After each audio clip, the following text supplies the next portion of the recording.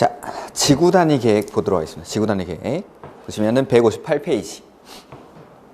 지구 단위 계획이란 도시군 계획 수립 대상 지역의 일부에 대해서 토지 이용을 합리화하고 그 기능을 증진시키며 미관을 개선하고 양호한 환경을 확보하며 그 지역을 체계적 계획적으로 관리하기 위해서 수립하는 관리 계획을 말한다 라고 되어 있죠. 그래서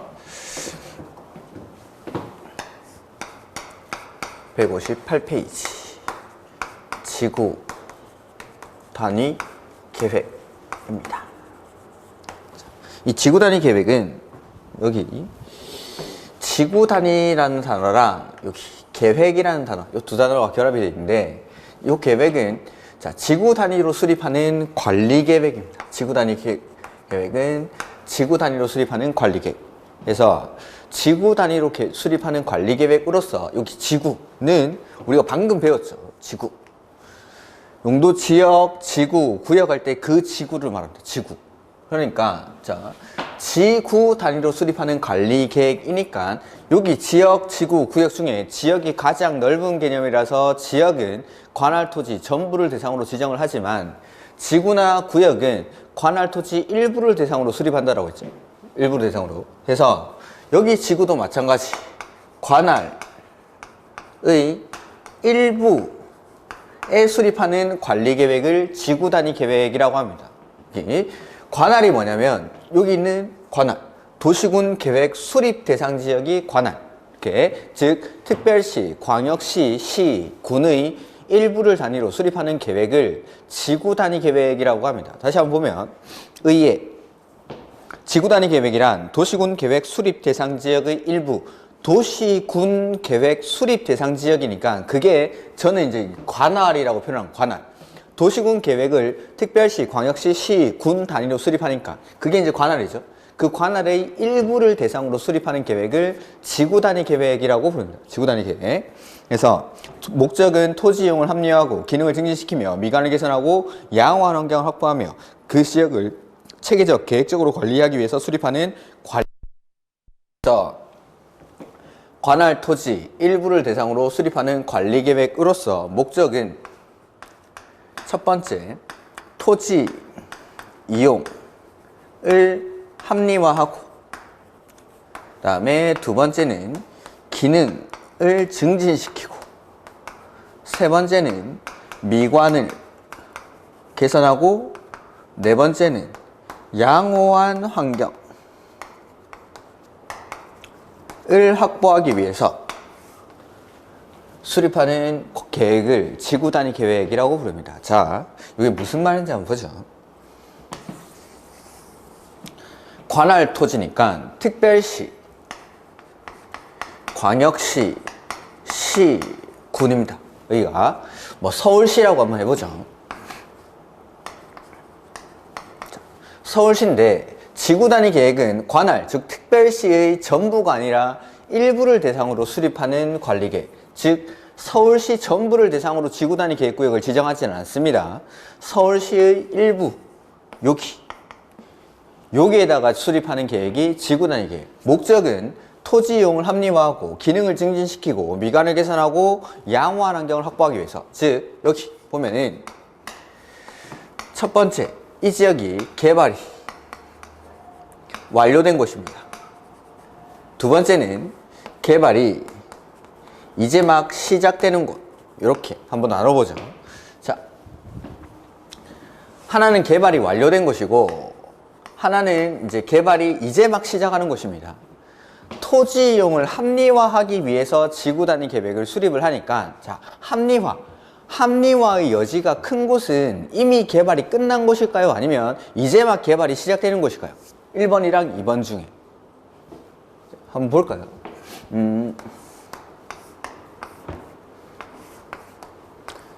여기 사거리가 있는데 지하철 여기 있고 중심으로 해서 여기는 뭐 주거지역이라서 아파트 단지가 들어와 있습니다. 그 다음에 여기는 뭐 공원이 조성되어 있고, 그 다음에 여기는 상가들이 들어와 있고, 여기도 상가들이 들어와 있다라고 해보죠. 자, 이렇게. 자, 이 지역은 오래전에 개발이 돼서 이렇게 토지가 이용되고 있습니다. 개발이 끝난 것이죠. 여기서 토지 이용을 합리화하려고 합니다. 어디를 합리화하면 좋을까요? 자, 이렇게 개발이 완료된 곳들은 합리화의 여지가 그렇게 크지 않습니다. 자, 이 토지 이용은 내 마음에는 100% 안 들지도 모릅니다. 즉, 나는 뭐 상가 같은 데 이용할 일 뭐 절대 없다 라고 해서 여기 상가 말고 나는 뭐 문화시설이라든지 이런 것들이 입점해주면 좋겠는데 라고 생각하는 거죠. 자, 토지 이용이 내 마음에 100% 들어야 그게 합리적으로 이용되고 있는 건 아닙니다. 내 마음에 100% 들지, 내 마음에 100%안 들지는 몰라도 이 지역은 이미 개발이 완료돼서 용도지역, 용도지구, 용도구역 등의 규제를 받으면서 나름 합리적으로 이용되고 있는 토지입니다. 합리적으로. 개발이 완료돼서 토지가 활용이 되고 있다. 이 말은 나름의 규제를 받으면서 합리적으로 이용이 되고 있구나 라고 생각을 하시면 됩니다. 근데 개발이 시작되는 곳, 요런데. 자, 이 아파트 단지가 너무 오래된 아파트 단지라서 여기를 재건축구역으로 지정을 해보죠. 해서 정비사업을 시작을 하겠답니다. 여기서. 재건축구역에서 정비사업을 시작을 하게 되면은 개발을 시작하는 단계에서 지구단위 계획구역으로 지정을 해서 이 아파트 단지를 좀 더 합리적으로 이용을 해보자 라는 거죠. 자, 아파트 단지니까 뭐 주거지역으로 지정이 되어 있고 용도지역은 주거지역입니다. 근데 자, 용도지역이라는 이러한 규제만 가지고 충분히 합리적으로 이용이 되고 있다라면은 굳이 더 이상의 규제는 필요가 없습니다. 규제는 항상 최소한도로만 해야 되니까. 근데 여기를 개발을 하면서 토지 이용을 합리화하고 기능을 증진시키고 미관을 개선하고 양호한 환경을 확보하기 위해서 좀 더 다른 지역보다 좀 더 합리적으로 이용을 해보자 라는 거죠. 좀 더 해서 여기를 처음부터 주거지역 플러스 지구단위 계획 이렇게 추가적인 규제를 하는 겁니다. 추가적인 규제를 하다 보니까 다른 지역보다 좀 더 토지 이용을 합리화하고 좀 더 기능을 증진시키고 좀 더 미관을 개선하고 다른 지역보다는 조금 더 합리적으로 이용해보자 라는 거. 즉 용도 지역이나 지구의 규제만으로는 부족할 때 좀 더 특별히 합리적으로 이용하기 위해서 지정하는 게 지구단위 계획구역. 해서 지구단위 계획구역이라는 건 이미 개발이 완료가 돼서 합리적으로 이용되고 있는 토지에 지정하는 게 아니라 이제 막 개발이 시작되는 곳들을 앞으로 좀 더 다른 지역보다는 합리적으로 이용하기 위해서 특별한 규제를 가할 필요가 있을 때 그때 지정하는 게 바로 지구단위 계획입니다. 지구단위 계획. 그래서 자, 지구단위 계획은 관할의 일부, 즉 특, 광, 시, 군의 일부, 특광시군의 일부 이 노란색에 지정하는데 이 노란색이 어디냐면은 개발이 이미 끝난 곳이 아니라 이제 막 개발이 시작되는 곳들, 그러한 지역을 대상으로 다른 지역보다 좀 더 특별한 규제를 가할 필요가 있을 때 그때 지정하는 게 지구단위 계획이라고 생각하시면 돼요. 이렇게 해서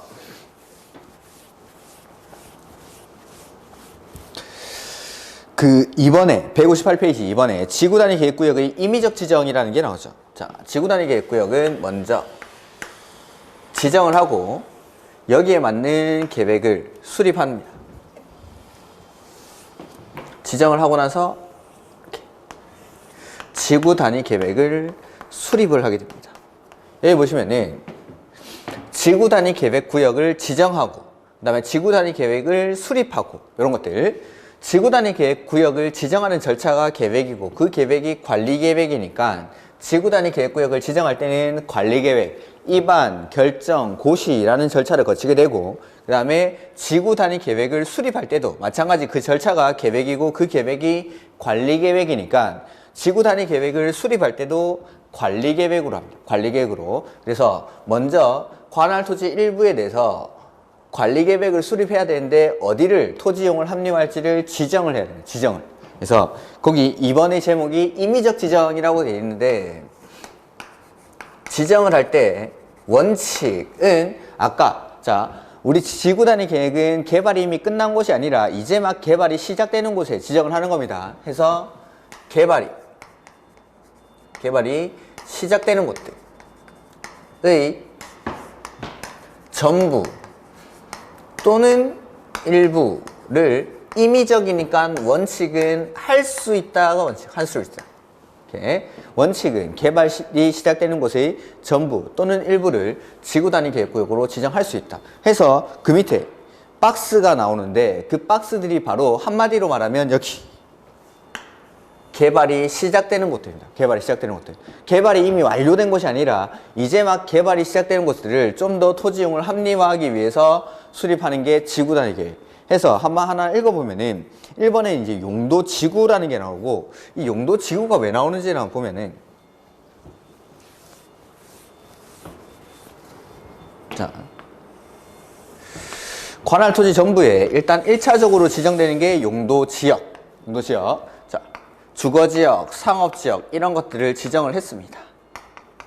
근데 이 주거 지역의 기능이 떨어져 있는 거죠. 그러면 이걸 도와주기 위해서 용도 지구가 지정이 됩니다.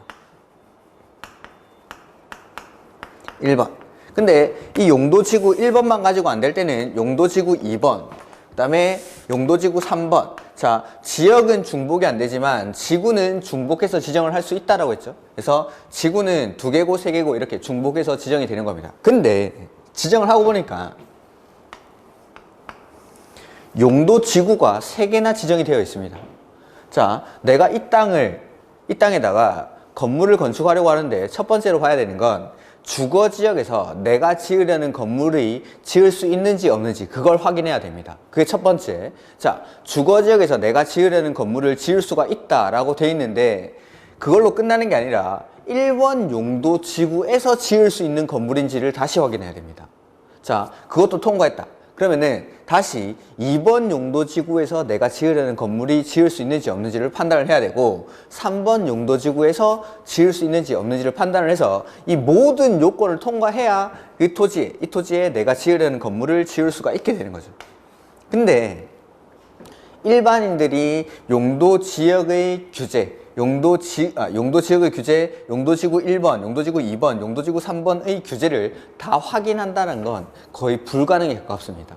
그리고 너무 용도지구가 중첩해서 지정이 되어 있다 보니까 행위제한, 규제가 너무 복잡하더라는 거죠. 그래서 요구를 합니다. 야, 이거 행위제한이 너무 복잡해.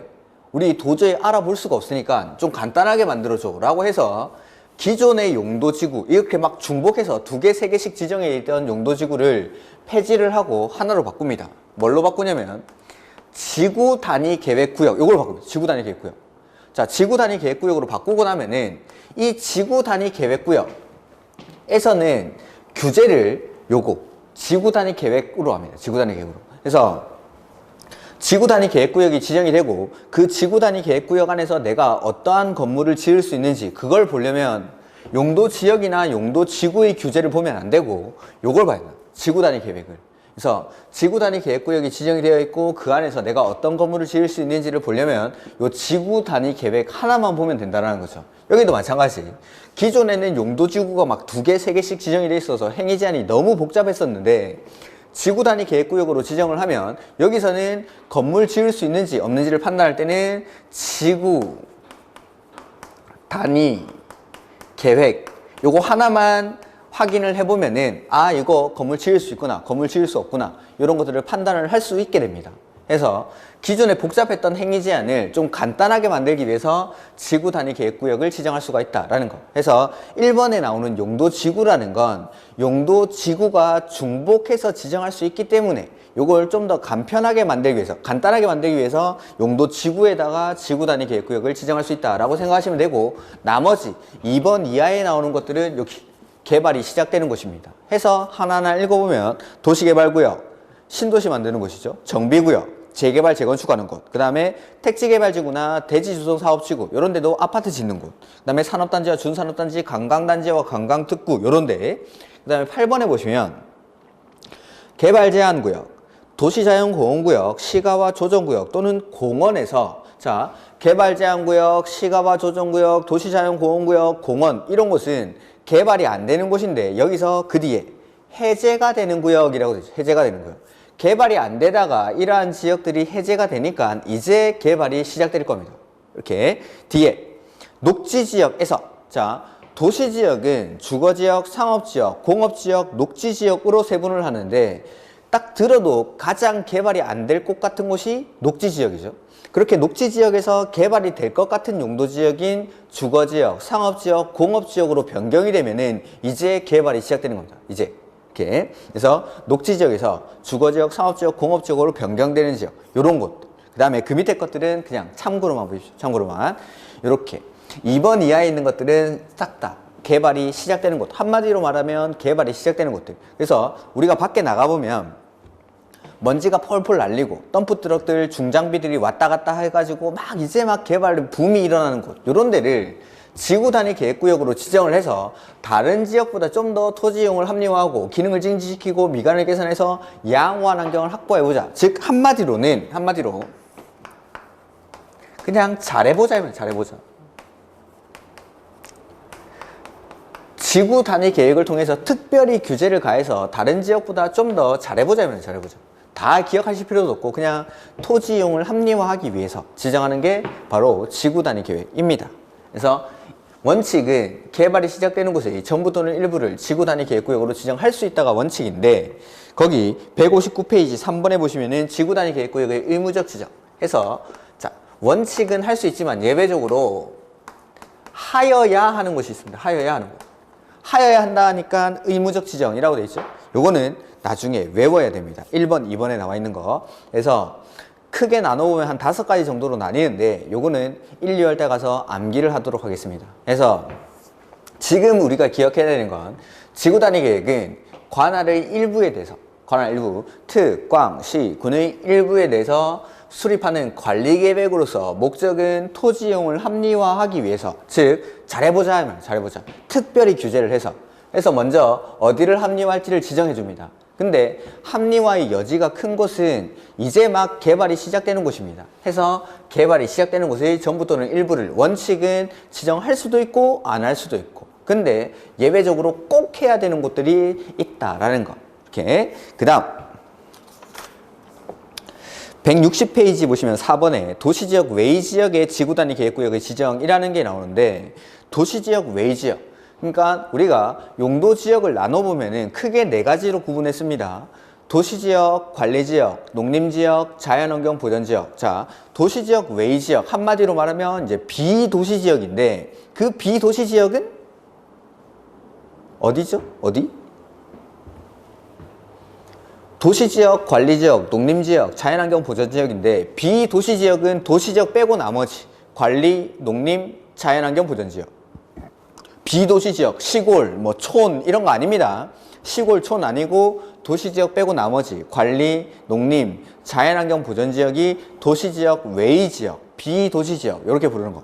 이렇게 이러한 지역들도 토지 이용을 합리화할 필요가 있겠죠. 그래서 이런 비도시 지역에도 지구 단위 계획구역을 지정할 수가 있는데 그 요건에 맞아야 됩니다. 4번에 있는 요건에. 그 다음에 관리계획 결정의 시료가 나오는데 지금은 이런 것들은 안 보셔도 됩니다. 그래서 지구 단위 계획은 이런 데다가 지정을 한다라는 거. 이런 데다가 어떻게 쓰이는지는 다음에 좀 더 상세하게 말씀을 드리도록 하겠습니다. 자, 여기까지. 그 다음에 161페이지에는 개발행위 허가라는 게 나오는데, 자, 여기 보시면은 여기 목차에 우리가 이쪽에 배웠던 것 중에 공통적으로 들어가는 말이 계획, 즉 여기까지를 우리나라 국토를 먼저 계획으로 규제를 하는 계획 규제에 관한 부분입니다. 계획 규제. 국토의 계획 및 이용에 관한 법률은 국토 전체를 먼저 계획으로 규제를 한다라고 했죠. 그래서 계획으로 규제를 합니다. 계획으로. 그리고 나면 이제 이용하는 행위를 규제를 하는데, 뒤에 이용하는 행위를 규제를 하는데, 요게 일반 개인이 우리나라 국토를 이용하는 행위를 개발행위라고 부릅니다. 개발행위. 그리고 이 개발행위를 할 때는 그냥 하면 안 되고 규제를 받는데, 그 규제의 형태가 허가입니다.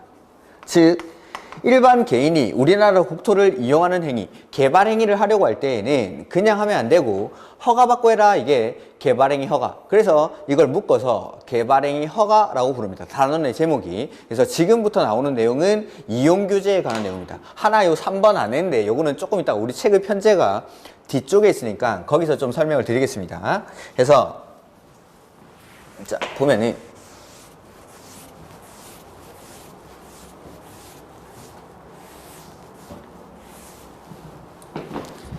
161페이지.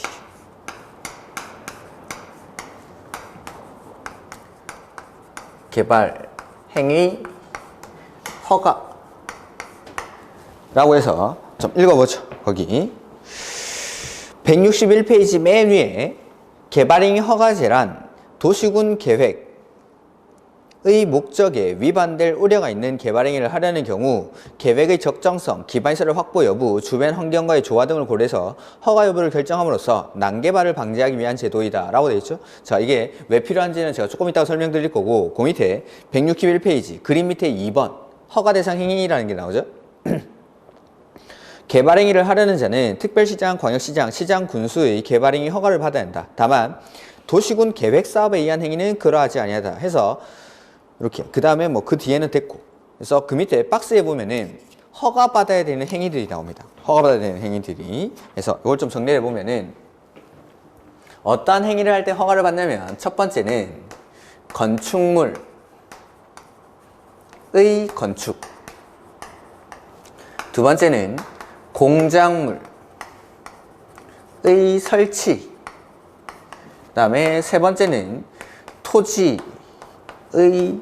형질 변경, 그 다음에 네 번째는 토석 채취, 그 다음에 다섯 번째는 토지의 분할, 그 다음에 여섯 번째는 물건을 쌓아놓는 행위. 이러한 행위들을 할 때 허가를 받으라는 겁니다. 목적은 난개발을 방지하기 위해서. 이게 왜 필요한지를 한번 보겠습니다.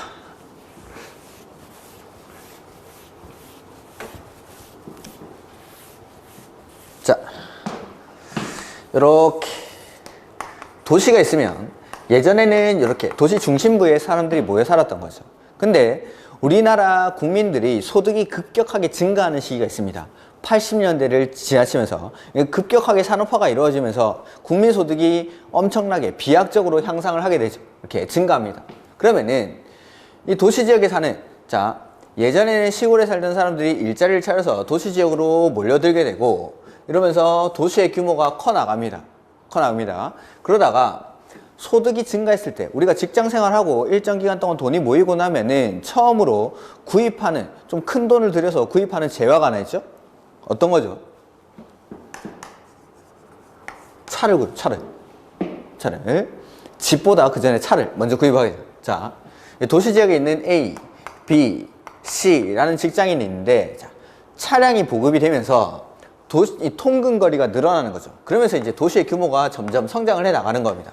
이렇게. 그 다음에 이렇게 80년대를 지나면서 국민소득이 증가를 하게 되고 차량이 보급되기 시작하죠. 해서 여기 90년대 초, 이때 이제 우리가 이제 마이카 시대가 열렸다라고 표현을 합니다.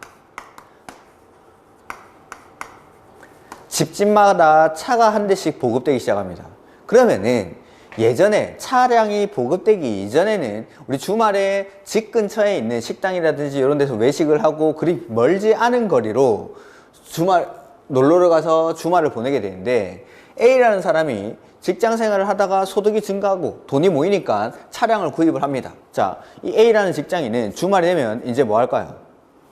차를 샀으니까 드라이브 가야죠. 놀러 갑니다. 도시 지역에서 1시간에서 차로 1시간에서 1시간 반 정도 거리에 있는 도시 외곽 지역으로 놀러 가는 겁니다. 저 가평, 양평, 아니면 저쪽 서해안 쪽으로 제부도 뭐 이런 데 가는 거죠. 가보니까 뭐 옆에 바다도 있고 산도 있고, 그 다음에 이 앞에는 사람들이 왕래가 그렇게 많지 않던 지역이다 보니까 도로가 있지만 이 도로는 기껏해야 왕복 2차선 정도 되는 도로입니다. 자, 그리고 서해안에 조개구이 먹으러 갔다 해보죠.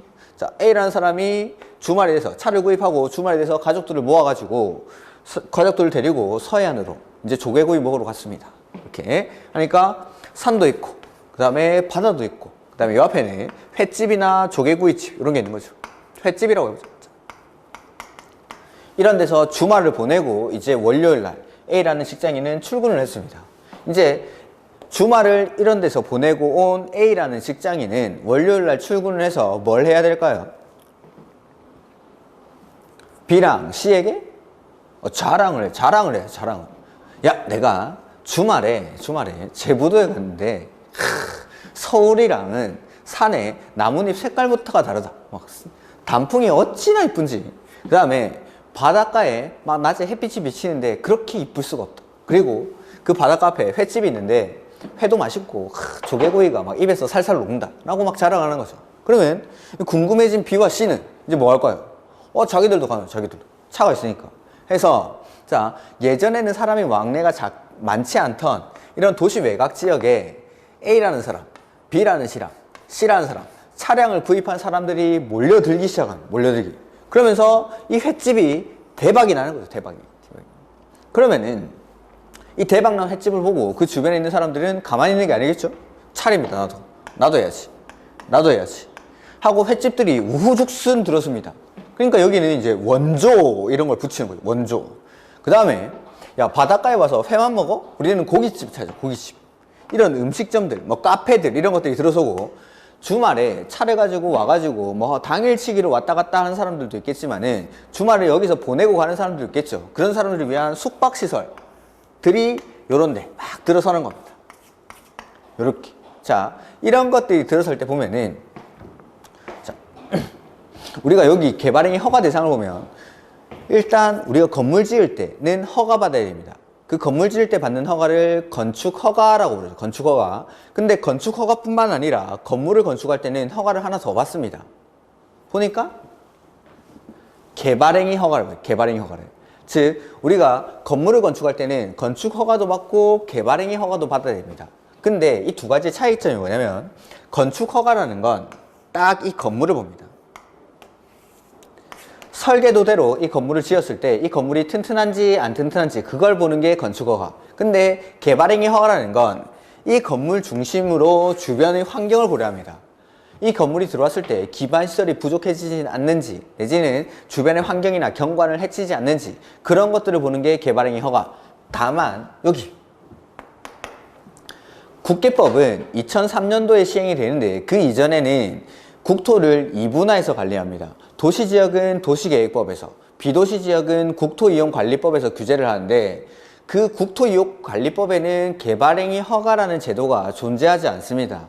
자, 개발행위 허가라는 제도가 존재를 하지 않을 때, 그럴 때는 이러한 비도시지역에서 건물을 지을 때는 건축 허가만 받고 건물을 짓습니다. 개발행위 허가 규정이 존재하지 않으니까. 자, 건축 허가 받고 건물 짓고, 건축 허가 받고 건물 짓고, 건축 허가 받고 건물 짓고 이렇게 음식점이나 숙박시설들이 막 들어서는 거죠.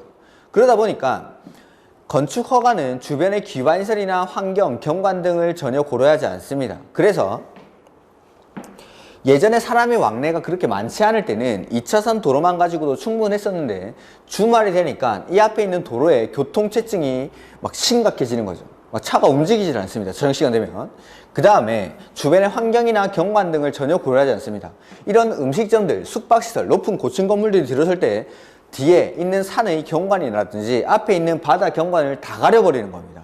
그리고 이런 데서 주변의 환경을 고려하지 않다 보니까 음식점들에서 나오는 생활폐수들, 숙박시설에서 나오는 생활폐수들이 하수 용량을 초과하게 됩니다. 기반시설이라든지 주변 환경을 고려하지 않으니까. 해서 하수 용량을 초과해버리니까 이런 생활폐수들을 그냥 강이랑 바다, 산으로 흘러내 보내는 거죠. 그래서 산과 바다가 오염되기 시작합니다. 교통체증이 증가하고 그 다음에 사람들이 왕래가 잦지 않을 때는 환경이 잘 보존됐었는데 주말이 되면 사람들이 몰려들다 보니까 이 사람들이 놀고 남은 쓰레기들을 산과 바다, 강에 그냥 막 버리고 가는 거죠. 이런 것들. 해서 이렇게 비도시 지역이 무분별하게 개발이 되기 시작합니다. 이렇게 해서 90년대 초반에 차가 보급이 되면서 이러한 현상이 일어나고 그러한 결과에 따라서 90년대 중후반에 됐을 때 신문기사에 엄청나게 많이 나오는 말이 국토가 땡땡땡으로 모무사를 앓고 있다 이런 말이 되게 많이 나옵니다. 이 땡땡땡에 들어갈 말이 땡땡땡에 들어갈 말이 바로 이 난개발입니다. 그래서 개발행위 허가라는 제도는 난개발 방지가 목적입니다. 아까 그 위에 있었죠. 난개발을 방지하기 위한 제도이다. 즉, 이 6가지 행위, 건축물의 건축, 공작물의 설치, 토지의 형질 변경, 토석 채취, 토지의 분할, 물건을 쌓아놓는 행위는 난개발 우려가 있더라는 거죠. 난개발 우려가 있기 때문에 그냥 하면 안 되고 요거 규제받으면서 해라, 허가받으면서 해라 라는 게 개발행위 허가라는 겁니다. 근데 이러한 행위들을 아까 161페이지 박스 위에 밑줄 쳐놓은 부분, 그 노란색으로 건축물의 건축이나 공작물의 설치 등의 행위를 도시, 군, 계획, 사업에 의하는 경우에는 그러하지 아니하다니까, 즉 허가 대상에서 제외된다 이 말이에요. 제외된다. 왜냐하면 이 도시군 계획 사업이라는 건 조금 이따 하겠지만 계획을 수립해서 하는 사업입니다. 자, 바보 아니고서야 난개발하려고 계획을 수립하는 일은 없겠죠. 즉 난개발이 아니다 이 말입니다. 도시군 계획 사업은. 이렇게. 그러면은 자, 개발행위 허가는 난개발 방지를 목적으로 해서 난개발 우려가 있는 이 6가지 행위를 할 때는 허가받으라는 건데, 만약에 내가 하는 행위가 난개발이 아닌 것이 분명합니다. 난개발이 아닌 것이. 그럴 때에는 허가를 받을 필요가 없겠죠. 자, 난개발을 방지하기 위해서 우려가 있는 행위들을 할 때 허가를 받는 거니까, 난개발이 아닌 행위가 분명할 때는 허가받지 않을 수 있다. 그게 허가받지 않고 할 수 있는 행위인 개발행위 허용사항입니다. 허용사항. 그래서 우리가 이제 개발행위 허가에 보면은 가장 대표적인 문제가 뭐냐면, 다음 중 개발행위 허가를 받아야 하는 행위는, 다음 중 개발행위 허가를 받지 아니하고 할 수 있는 행위는, 요거 구분하는 문제입니다.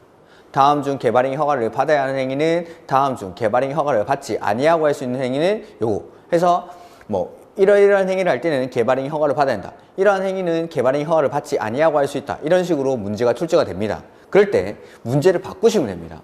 다음 중 개발행위 허가를 받아야 하는 행위는, 이렇게 물어보면은 다음 중 난개발인 것은, 이건 난개발인 것은, 다음 중 개발행위 허가를 받지 아니하고 할 수 있는 행위는, 다음 중 난개발이 아닌 것은, 이렇게 해서 우리가 거기 162페이지 3번에 보시면은 162페이지 3번에 허용되는 행위라는 게 나오죠. 허용되는 행위. 그게 허용사항입니다.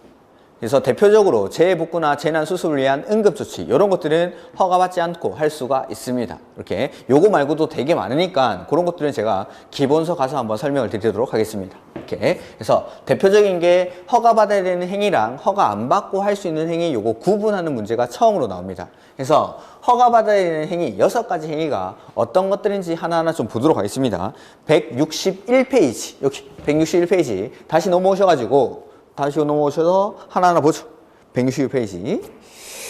동그라미 1번 박스 안에 허가받아야 되는 행위가 6가지가 있는데, 첫 번째 건축물의 건축 돼 있고, 두 번째가 공작물의 설치, 이 2가지 해서 건축물이 뭔지, 건축이 뭔지는 저 뒤에 건축법에 나와 있습니다. 건축법에. 그러니까 지금은 그냥 넘어가도록 하고, 공작물이라는 건 니은에 인공을 가해서 제작한 시설물을 공작물이라고 합니다. 이런 것들 설치하고 건축할 때는 허가받으라 이 말이고, 두 번째 2번 보면은 토지의 형질 변경이라고 돼 있죠. 토지의 형질 변경. 가로 안에 있는 말들은 다음에. 그래서 절토, 성토, 정지, 포장 등의 방법으로 토지의 형상을 변경하는 행위와 공유 수면의 매립. 그래서 공유 수면의 매립은 형질 변경에 해당합니다. 바다를 땅으로 바꾸니까 토지의 질이 바뀌는 거죠. 질이. 그 다음에 절토, 성토, 정지, 포장이란 말이 있는데, 이렇게 울퉁불퉁한 토지가 있는데 여기를 개발을 하려고 합니다. 건물을 건축을 해야죠. 근데 이 울퉁불퉁한 상태에서는 건물을 지을 수가 없으니까 요걸 평평하게 만들어줘야 됩니다. 해서 절토는 깎아내는 겁니다. 깎아내는 거. 깎고, 성토는 이렇게 들어가 있는 부분에 흙을 메꾸는 거. 깎고, 쌓고, 깎고, 쌓고, 이렇게 깎고, 쌓고, 깎고, 쌓고, 깎고, 쌓고 해서 토지를 평평하게 만들었죠.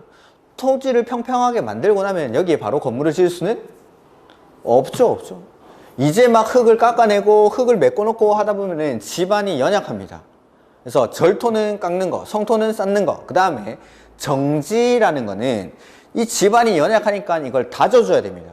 그걸 정지라고 합니다. 그래서 우리가 고속도로라든지 국도 같은 거 타고 조금 외곽 지역으로 개발하고 있는데, 그런 데 가보면은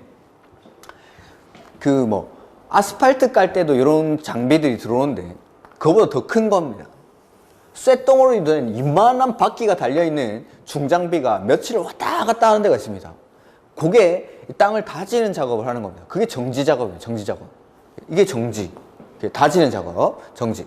그 다음에 포장은 말 그대로 포장. 해서 깎고 쌓고 다지고 포장하는 방법으로 토지의 형상을 변경하는 행위랑 공유 수면을 매립하는 행위, 그런 것들을 토지의 형질 변경이라고 부릅니다. 토지의 형질 변경.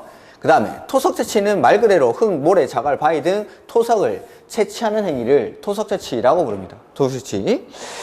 그 다음에 4번 162페이지 박스 안에 동그라미 4번 토지 분할이라는 게 나오죠. 토지 분할. 뭐 가로 안에 있는 말들은 제가 다음에 하겠습니다. 그 다음에 여기서 하나만 볼 건데 니은, 동그라미 4번의 니은, 건축법에 따른 분할 제한 면적 미만으로의 토지의 분할이라고 되어 있죠. 자, 여기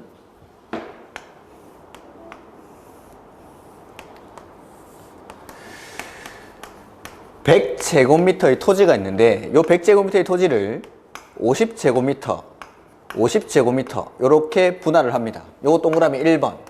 그 다음에 여기는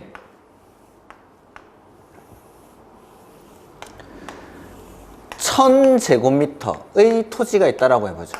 이 1000제곱미터의 토지를 분할을 하는데 500제곱미터, 500제곱미터 이렇게 분할을 하겠습니다. 이 동그라미 2번.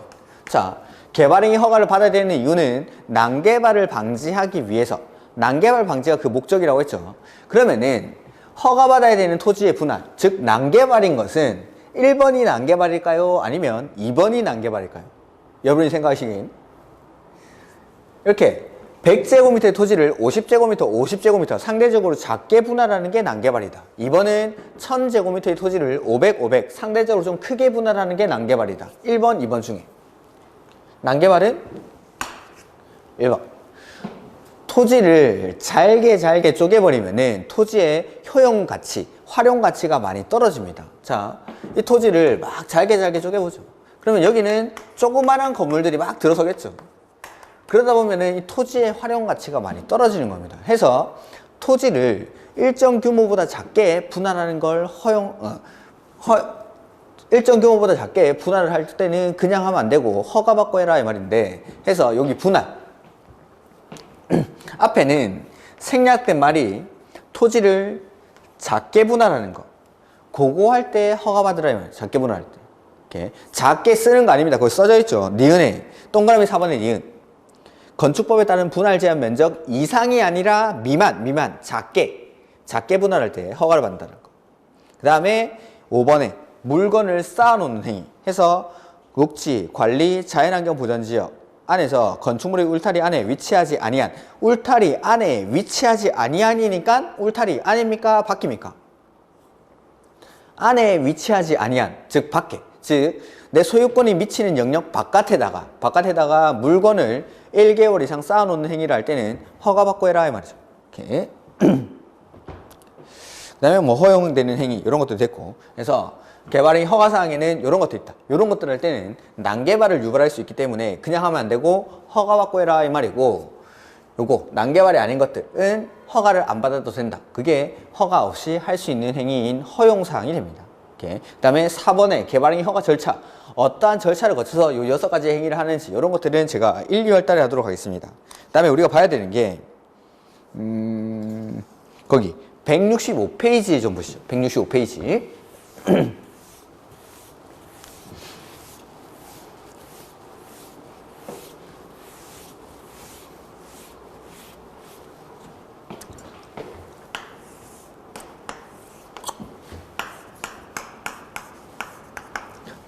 이걸 기반시설 연동제라고 부릅니다. 기반시설 연동제. 기반시설 연동제. 자, 보면은 개발행위를 합니다. 개발행위를 하다 보니까 기존에 없던 건물이 지어지고 그 건물의 건축으로 인해서 사람들이 몰려들고 교통량이 증가하면서 기존에 있던 기반시설이 부족해지는 거죠. 이렇게 개발행위가 일어나다 보니까 사람들이 몰려들고 건축물이 건축이 되면서 기반시설이 부족해집니다. 자, 그러면 개발행위로 인해서 부족해지는 이 기반시설은 어떻게 해야 되죠? 설치를 해야죠. 만들어야죠. 설치를 해야 되는데 이 설치가 처음부터 곤란한 지역이 있고 가능한 지역이 있다라는 겁니다. 곤란한 지역이 있고 가능한 지역이 있다. 그럴 때 지정하는 건데 곤란한 지역에 지정하는 게 개발,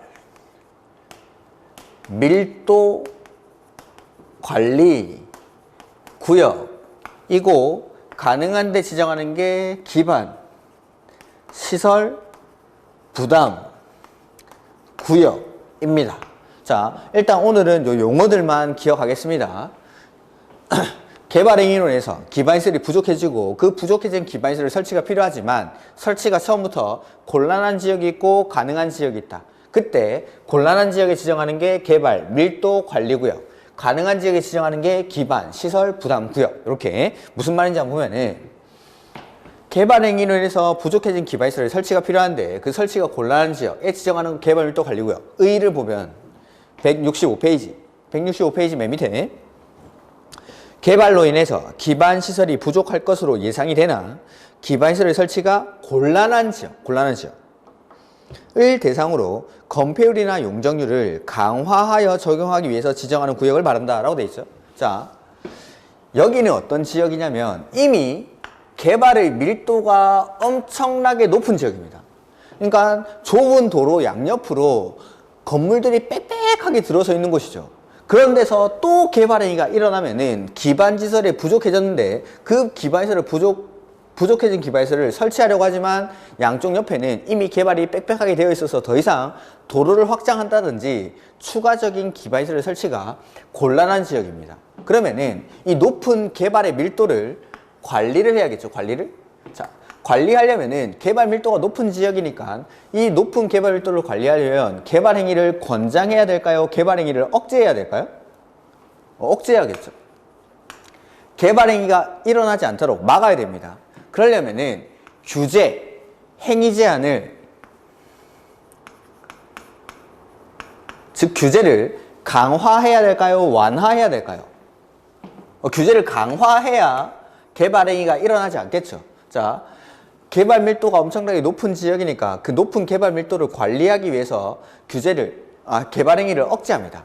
억제하려면 행위 제한을 강화해야 되고 뭘 강화하냐면 거기 보시면 건폐율이나 용적률을 강화한다라고 되어 있죠. 건폐율이나 용적률 우리가 아직 안 배웠는데 뭐 다음에 1, 2월 달에 가거나 아니면 건축법에서 시간이 되면 좀 설명을 드리겠습니다. 그래서 건폐율이나 용적률을 건물을 더 조그맣게 짓게끔 만들겠다라는 겁니다. 그런 데가 개발, 밀도 관리고요. 그 다음에 다음 페이지 보시면은 기반시설 부담구역이라는 게 나오죠. 개발 밀도 관리구역 외의 지역이라고 되어 있습니다. 개발 밀도 관리구역 외의 지역. 이게 무슨 말이냐면은 자, 개발 밀도 관리구역은 부족해진 기반시설의 설치가 곤란한 지역이죠. 근데 기반시설 부담구역은 부족해진 기반시설 설치가 가능한 지역이 기반시설 부담구역. 그러면 개발 밀도 관리구역과 기반시설 부담구역을 중복해서 지정할 수가 있냐라는 물음입니다. 중복해서 지정할 수가 있냐? 어떤 곳은 가능하고 어떤 곳은 곤란하고 그런 거지. 여기는 가능하기도 하고 곤란하기도 하다. 이런 지역은 없습니다. 이런 지역은. 기반시설 설치가 가능하면 가능하고 곤란하면 곤란하지 여기는 기반시설 설치가 가능하기도 하고 곤란하기도 하다 이런 지역은 없다라는 거죠. 즉 기반시설 부담구역은 개발 밀도 관리구역 외의 지역 두 개는 중복해서 지정할 수가 없다 이 말입니다. 이게 그래서 기출문제에도 개발 밀도 관리구역과 기반시설 부담구역은 중복하여 지정할 수가 있다 뭐 이런 식으로 출제를 했는데 아니죠. 외의 지역이니까. 해서 개발로 인해서 도로, 공원, 녹지 등 대통령령으로 정하는 기반시설 설치가 필요한 지역을 대상으로 기반시설을 설치하거나 그에 필요한 용지를 확보하게 하기 위해서 지정고시하는 구역을 말한다. 자, 여기는 보면 부족해진 기반시설 설치가 가능한 지역입니다. 가능한 지역. 해서 개발행위를 하려는 자에게 개발행위 해 라고 해줍니다. 신세계 백화점이 신세계가 거기다가 백화점을 지으려고 합니다. 근데 백화점이 들어오면은 교통량이 엄청나게 증가를 하겠죠. 사람들도 많이 몰려들고 그 다음에 전기나 수도 같은 각종 기반시설이 부족해질 겁니다. 근데 이 지역은 기반시설 설치가 가능한 지역입니다. 도로의 확장이 가능하고 추가적인 기반시설 설치가 가능한 지역이기 때문에 신세계, 백화점 지어, 니네.